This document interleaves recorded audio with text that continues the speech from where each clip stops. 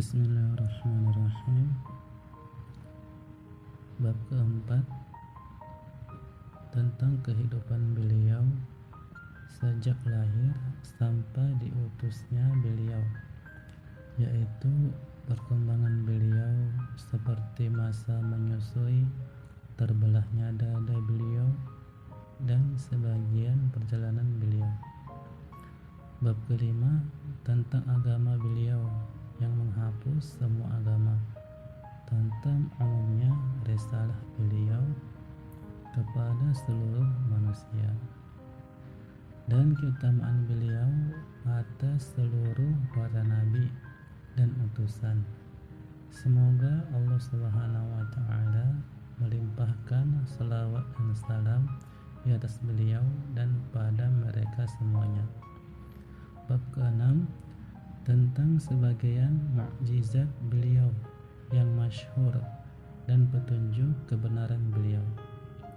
Bab ke-7, tentang sebagian perjalanan beliau, yaitu peristiwa yang beliau alami semenjak Allah Subhanahu wa Ta'ala mengutus beliau sampai kembali kepada Allah. Bab 8, tentang kandungan cerita Isra, daripada keajaiban dan rahasia dan keanehan yang tersimpan di dalamnya, berupa hal-hal yang Allah Subhanahu wa Ta'ala memuliakan beliau dengannya. Adapun bagian yang berisi beberapa maksud dan susulan, maka saya buka dengan khutbah tentang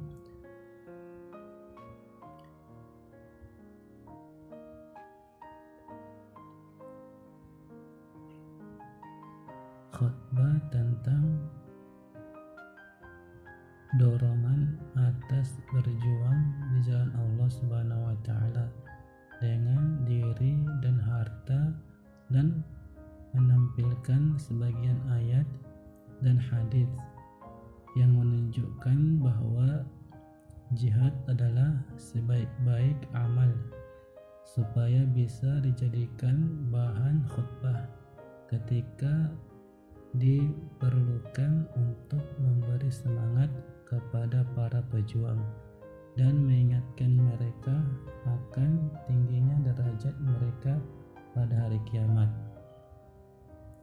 Dan berilah peringatan, sesungguhnya peringatan itu bermanfaat bagi orang mukmin. Surah Az-Zariyat ayat 55.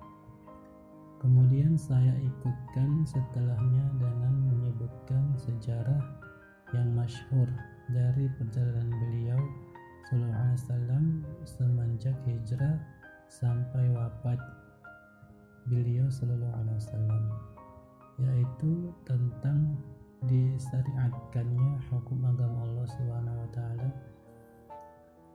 tentang peperangan beliau sallallahu alaihi wasallam, beberapa perkara yang terjadi di tengah-tengahnya berupa alamat kenabian dan mukjizat,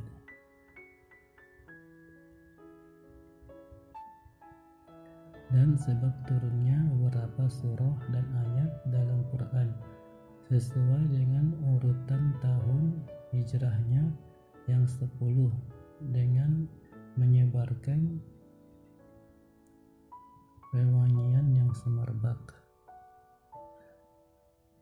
Kemudian saya sertakan setelahnya dengan beberapa pasal mengenai kewajiban mengangkat seorang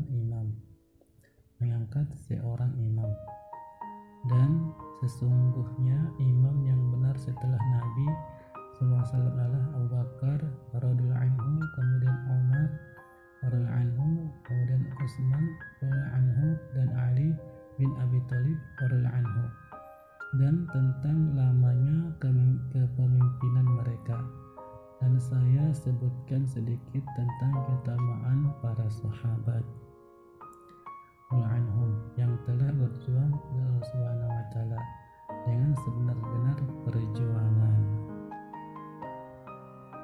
dan tentang khalifah beliau SAW yang 4 yang telah menjelaskan jalan-jalan petunjuk beliau.